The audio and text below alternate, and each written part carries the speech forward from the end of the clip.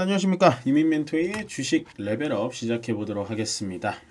오늘은 뭐 상당히 예상은 했지만 예상보다도 훨씬 더 시장 자체가 좀 공포스럽게 좀 떨어지는 시장이었는데요. 결론을 좀 말씀드리자면 아직은 겁먹을 시장은 아니다라고 좀 말씀을 좀 드리고 싶어요. 그러니까 시장에 대해서 무조건 희망적인 얘기를 드린다라기보단 결론적으로 지금 전체 그러니까 글로벌적으로 지금 다 떨어지는 시장이기 때문에 크게 뭐 오늘 떨어진 거에 대해서 매도의 관점으로 생각을 하시는 거는 저는 아니다. 오히려 시장은 지금 2,500도 깼거든요. 우리가 생각한 박스권인 2,520포인트도 깼기 때문에 지금은 조금 더 공격적이게 매수 포인트를 좀 잡아가야 돼요. 오늘 딱 매수를 해야 된다라고 얘기를 드리는 게 아니라 매수 포인트는 제가 점점 집어드리겠습니다. 네, 일단 레벨업 시작하기 전에 한 가지 또 계속 말씀을 드리고 있죠. 현재 화면에서 보시고 계시다시피 저희가 당장 내일입니다. 내일 4월 1일이고요. 내일부터 서울경제TV에서 종목 상담 방송을 진행을 합니다. 그래서 여러분들 많은 관심을 좀 받고 그 다음에 많이 좀 상담을 해드리고 싶어서 이번 주 내에 그러니까 오늘 제외하고 화요일부터 금요일까지 여러분들 상담에 채택이 되시면 그러니까 전화 연결만 되면 치킨은 모든 분들이 무료입니다. 그러니까 전화 연결됐는데 종목 상담이 안 되는 분은 어쩔 수 없고요. 전화 연결이 되시고 저희 멘토님들하고 연결이 되신 분들은 거기서 선별하는 것도 아니에요. 연결이 되면 치킨 쿠폰까지 무료로 드리니까 저희가 서울경제 종목 상담 방송 오랜만에 출연하니까 많은 분들 관심 가지시라고 좀 오프닝 이벤트 진행하니까요. 많이 참석해 주시고 화요일부터 금요일 일주일 내내 진행하는 거니까 많은 분들 참석해 주시고요. 저는 금요일 출연 예정이니까 금요일 날도 많이 참석해 주셨으면 좋겠습니다. 네. 뭐 시장이 좀 좋았으면 좋겠습니다만 일단은 우리 증시 보기 전에 이게 이제 미국 증시거든요. 보시면 이런 식으로 장 개장하자마자 그냥 밑으로 쭉 다 뺐죠. 이렇게 밑으로 좀 무시무시하게 뺐고 보시면은 뭐 대다수 종목들이 다 떨어졌다라고 보시면 돼요. 이렇기 때문에 월요일날 우리나라 시장은 좋을 수가 없었죠. 유틸리티 업종 빼고는 나머지는 다 떨어졌다라고 보시면 됩니다. 뭐 메타, 구글 5% 떨어지는 건 기본이고요. 아마존도 5% 가까이. 그나마 엔비디아가 버텼지만 나머지 반도체 부분 다 떨어졌고요. 이렇기 때문에 당연히 우리나라도 오늘 피해를 받을 수밖에 없었다. 그러니까 당연한 결과였어요. 그러니까 떨어지는 걸 어쩔 수 없다라고 표현하는 게 참 애매하긴 합니다만은 보시면 요걸 한번 보여드릴게요. 이게 나스닥 일봉이거든요. 나스닥이 위치가 지금 상당히 간당간당해요. 지금 이 자리 있잖아요. 이 자리를 또 깨고 만약에 오늘 새벽에 또 떨어지면요. 나스닥은 16,500 라인까지도 떨어질 가능성이 있습니다. 지금 보시면. 기술적으로 본다면요. 왜 그러냐. 다시 상승한다기보다는 다시 떨어질 가능성이 높은 게 왜 그러냐. 원래 이제 올라갈 때 우리가 한도 끝도 없이 올라갈 때는 올라갔다가 조정받고 올라갔다 조정받고 또 올라갔다 조정받고 올라갔다 조정받고 근데 요 위쪽에서 지금 횡보를 한 기간이 많았잖아요. 박스권에서 보통 이런 게 어떤 패턴이냐면 요런 식으로 요렇게 보면 헤드앤숄더 패턴이 딱 나오죠. 이런 식으로. 왜냐면 과거에 이렇게 딱 잘라놓고 보면요. 횡보하는 기간을 잘라놓을게요. 여기를 좀 삭제를 하고 이런 식으로 삭제해서 과거로 돌아가면요. 상승하는 거의 모멘텀은 어디서 나오냐면 이런 식으로 저점을 높여갑니다. 이런 식으로 여기 살짝 내려왔다가 다시 저점을 이렇게 올려가죠. 이거 엔캐리 청산 때문에 떨어진 거고 이렇게 저점을 올려가죠. 근데 이제는 나스닥이건 S&P 500이건 조금 쉽진 않겠다라고 느끼는 게 뭐냐면 밑으로 내려왔다가 다시 상승했다가 다시 밑으로 내려온다는 거죠. 여기서 추가 상승이 나와서 박스권의 하단까지 올라가 줬어야 되는데 그러질 못하고 다시 내려와서 지금 다시 전저점을 위협하고 있다는 건 조금 두려운 상황이다. S&P 500도 마찬가지죠. 나스닥과 S&P 500 거의 차트가 비슷하다라고 보시면 됩니다. 각도가 완전 좋았을 땐 쭉 위쪽으로 이런 식으로 올라갔는데요. 여기서 박스권을 만들고 내려왔다가 다시 올라왔다 다시 전저점을 노리는데 오히려 S&P 500이 조금 더 위험하죠. 지금 상황에선. 왜냐면 지켜줄 만한 전저점이 굉장히 얕게 있다라고 보시면 돼요. 5,400포인트에서 조금 위협적이다. 거기다 깨지면 요 밑에까지 5,000포인트 초반까지도 좀 내려갈 가능성이 있어 보이니까 좀 어렵다. 보시면 됩니다. 그러면 결과론적으로 오늘 우리나라 시장이 이런 식으로 다 빠진 이유가 뭘까요, 여러분들? 예. 그거를 좀 저는 정확하게 알고 갔으면 좋겠어요. 예. 오늘 이렇게 제가 요거 기사를 한번 쳐볼게요. 보시면 자, 공매도 재개라고 한번 쳐보겠습니다. 뉴스 쪽만 딱 보면 이미 제목부터 확대를 시켜드릴게요. 이미 제목부터 좀 이렇게 좀 무섭지 않나요? 그 오늘부터 공매도 재개 증시 영향은 이런 식으로 개미들의 우려는 이렇게 이것도 전 좀 이해가 안 가는 게 코스피 공매도 재개에 2달 만에 2,500선 내줘. 보시면 코스트 공매도 재개 첫날 2,500선. 뭐 세계일보, 뭐 그다음에 연합뉴스, 이코노미스트, 뭐 시사저널 보이시죠? 이런 거. 뭐 1년 5개월 만에 공매도 재개, 선행지표가 경고한 12개. 막 무시무시한 제목들이 많잖아요. 보시면 서울신문도 공매도 재개 첫날 코스피 2%대 하락. 공매도 재개 첫날 하락 출발. 제가 이걸 읽어드리는 이유가 뭐냐. 공매도가 재개해서 시장이 내려간다라는 식으로 많이 얘기를 하고 있어요. 이게 과연 맞을까요? 여러분들 생각은 어떻습니까? 이게 과연 맞을까요? 예. 공매도 때문에 시장이 이렇게 떨어지는 걸까요? 예, 저는 아니라고 봅니다. 예.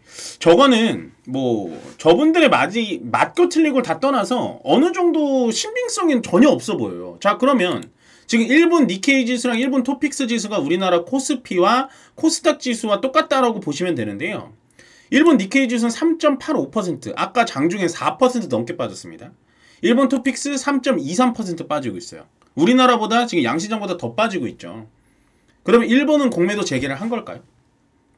네. 거기다 이제 중국, 그나마 잘 버텨줬던 중국도 0.87, 그나마 잘 버텨주고는 있죠. 심천종합 1.78, 그 다음에 중국 홍콩 항생지수 1.67, 그 다음에 홍콩 H지수 1.41.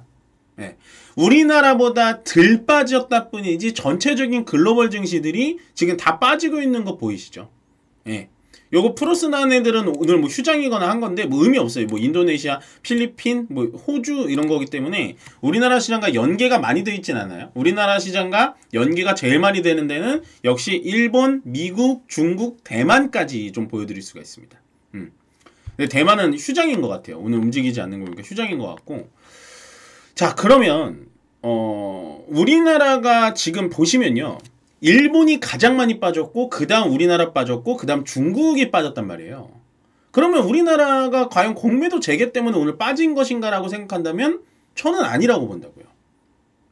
그건 아닌 것 같아요. 그러니까 공매도 때문에 지금 좀 고평가되어 있는 친구들이 종목들이 떨어진 거는 맞아요. 떨어진 대차장고가 좀 늘어난 애들이 떨어진 영향은 있긴 있는데 전체적으로 시장을 끌어내릴 만한 그런 요소가 되지는 않는다. 왜냐? 전체적으로 시장 다 빠지니까. 더군다나 지금 여기 나스닥 선물지수 1.2% 빠지고 있고 S&P 500 0.7% 빠지고 있어요. 이렇다라는 건 오늘 새벽에 열릴 미국 시장은 또 추가 하락이 나올 수가 있다는 겁니다. 그러면 이번 주 4월 2일까지는 시장은 계속 이렇게 처질 수밖에 없어요. 근데 많이 말씀을 드렸던 것 같아요. 시장 2520포인트까지 떨어질 수 있다라고 말씀드렸는데 그거보다 더 빠져서 제 예상과는 또 어긋났죠. 또 어긋났죠. 근데 여기서 이런 식으로 지금 2520포인트 깨고 지금 내려왔잖아요. 근데 항상 우리가 또 복기를 해보면 엔캐리 자금 때 이렇게 떨어졌을 때 또 다시 이렇게 올라왔고 그 다음에 뭐 9월 첫째 주는 이유도 없이 그냥 쭉 뺐다가 다시 또 이렇게 올라왔고 그 다음에 11월 중순 때도 또 미국 인플레이션 스태그플레이션 얘기 나왔다가 쭉 뺐다가 다시 올려놨고 12월 달에는 우리 계엄령 사태 쭉 뺐다가 다시 올려놨습니다. 그 다음에 2월 달에도 또 쭉 뺐다가 다시 올려놨고 그러면 지금 3월 달에 이런 식으로 쭉 빼놨다가는 다시 올려주겠죠. 근데 어디까지 올려주겠냐? 뭐 2750, 2800까지 못 올라간다는 거예요. 지금은. 왜냐면 일단은 기술적인 차트로 봤을 땐 여기 전저점을 깼잖아요. 여기 전저점을 생각해서 제가 2520포인트를 말씀드린 건데 그것보다 더 세게 관세 포인트가 굉장히 세서 2520포인트를 깨고 내려온 겁니다. 그럼 어디까지 내려올까? 2450포인트까지 내려오겠죠. 내일 4월 2일까지 추가 하락이 있다면. 근데 오늘은 제가 봤을 때는 좀 하락 여파가 좀 큰 것 같아요. 왜 그러냐? 4월 2일날 상호관세 영향이 굉장히 크고요. 왜냐면 우리나라뿐만이 아니라 중국, 일본, 대만까지 다 빠지고 있으니까. 거기다 이제 월스트리트저널이 뭘 얘기를 했냐? 상호관세뿐만 아니라 전 세계적으로 보편적인 관세, 20%인 보편적인 관세도 트럼프 대통령이 생각을 하고 있다라고 얘기가 나오고 있다라는 거예요. 근데 사실은 저는 역발상적으로요, 상호관세보다는 보편적인 관세가 우리나라한테는 유리할 거라고 생각합니다. 왜냐? 상호관세는 뭐 덜티 50라고 해가지고 요 15개 국가한테는 관세를 더 때리겠다 이렇게 나오거든요. 그러니까 선별적으로 관세를 때리면 우리나라가 불리해요. 왜냐면 미국의 입장에서 우리나라가 무역 적자국 8위거든요. 8위예요. 8위 되게 높죠. 그 위에 일본도 있고 뭐 중국도 있고 뭐 한데 8위란 말이에요. 그러면 선별적인 상호적인 관세를 맞을 때, 그러니까 요놈 골라서 맞을 땐 8위인 우리나라가 아프겠죠. 일본이나 뭐 중국보단 덜 아프지만 그 밑에 있는 뭐 20위권 나라보다는 아플 거 아니에요. 근데 차라리 20% 전체적으로 때린다. 그러면 우리나라가 유리할 수 있죠. 가격적인 측면에서. 원래 잘 팔고 있었으니까. 근데 요건 월스트리트 저널에서 나온 얘기이기 때문에 뭐 어디까지 뭐 신빙성이 있을지, 더군다나 뭐 트럼프 대통령의 말이 또 하루 다르게 또 바뀌기 때문에 뭐가 맞는지 모르겠습니다. 근데 오늘의 하락은 저는 좀 과도하지 않을까라는 생각을 해요. 어떻게 생각하냐? 요때 이렇게 떨어졌을 때 생각이 들어요. 요런 식으로 개파락 요런 식으로, 그 다음에 개파락 요런 식으로, 그 다음에 개파락 요런 식으로. 근데 여기 잘 보면요, 여러분들, 제가 그냥 좋다라고 얘기하는 게 아니라 이런 식으로 개파락이 나오는 날 있잖아요. 이런 식으로. 자, 보세요. 여기 이제 엔캐리 청산 때 이런 식으로 개파락이 나오는 날 떨어졌다가 바로 반등은 안 나와주면 어쨌든 매꾸러 바로 올라와 줘요. 보이시죠? 이런 식으로 개파락 나온 날 떨어져서 바로 올라오진 않지만 그래도 무조건 시간을 주면 한 15일 정도 시간을 주면 무조건 메꿔 준다고요. 그럼 오늘 볼게요. 오늘. 개파락 나왔죠? 이런 식으로. 그러면 뭐 내일 당장 올라가진 않겠지만 떨어진 만큼 올라와 준다고요. 근데 여러분들 오늘 정확하게 알고 가셔야 되는 건 뭐냐? 절대로 지금 추가 이렇게 큰 하락의 폭은 공매도 때문은 아니다. 그것만 좀 생각을 해주셨으면 좋겠어요. 저는. 그래서 오늘은 올라간 종목이 없습니다, 여러분. 있죠. 있는데 이거 보여드릴까요?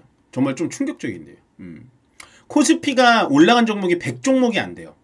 총 거의 1000개 종목 가까이 상장되어 있는데 100종목이 안 돼요. 78종목 올라갔고 851종목 떨어졌습니다. 그러면 10개 갖고 있으면 10개 다 떨어진 거고요. 코스닥 200종목 올라갔고 뭐 테마성 종목 뭐 그런 거 있잖아요. 신라섬유 뭐 이런 것들, 품절주들, 양지사 이런 것들. 그 다음에 1400, 1500개 정도 떨어졌다라는 건 거의 다 떨어진 거고요. 보시면 이게 시가총액 1위부터 14위 요거 KB금융 정도 뭐 의미 없는 요런 상승이 나왔고 나머지 다 떨어졌고요. 보통 그냥 보세요. 삼성전자 3%, 하이닉스 3.8% 떨어졌으면 뭐 말 다 한 거죠. 이거보다 오늘 내 종목이 적게 떨어졌다 하면 오늘 선방한 겁니다. 그 정도로 시장이 상당히 취약하고요. 코스피 200을 마지막으로 좀 돌려드리면 코스피 200을 돌려볼게요.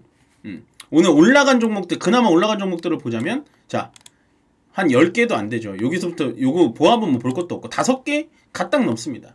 근데 보면 되게 특이하게 방산주가 올라갔죠. 현대로템. 공매도 맞는다며요. 공매도. 그 다음에 LG넥스원.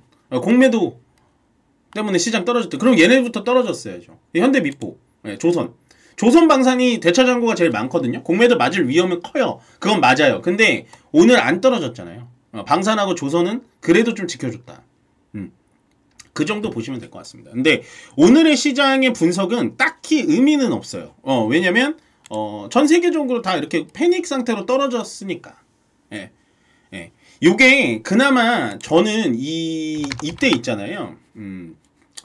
요때 있잖아요. 우리나라만 이런 식으로 계속 엔캐리 한번 맞고 우리나라 이런 식으로 떨어질 때 이때보단 낫다라고 보여줘요. 왜냐면 이 타이밍일 때는 정말 저 너무 힘들었거든요. 10월부터 12월까지. 왜냐면 세계 증시는 잘 버티고 어떤 나라는 올라가는데 우리나라만 계속해서 떨어지는 거예요. 뭐 12월 때 이땐 계엄령이라고 치더라도 10월 때부터 11월은 계속 떨어지는 게 막 저도 해석이 안 됐는데 오늘처럼이랑 그 다음에 3월 초반에 2월 마지막 주와 3월 초반에 요때 떨어질 때는 뭐 일본도 떨어지고 중국도 떨어지니까 해석이 가능한 거죠. 아, 트럼프 관세 때문이구나. 네, 정확하게 제가 팩트를 말씀드리면 공매도 영향 때문에 떨어진 건 있겠지만 절대 그것뿐만은 아니다. 거의 90% 확률로 트럼프의 관세 이유 때문에 떨어진 겁니다.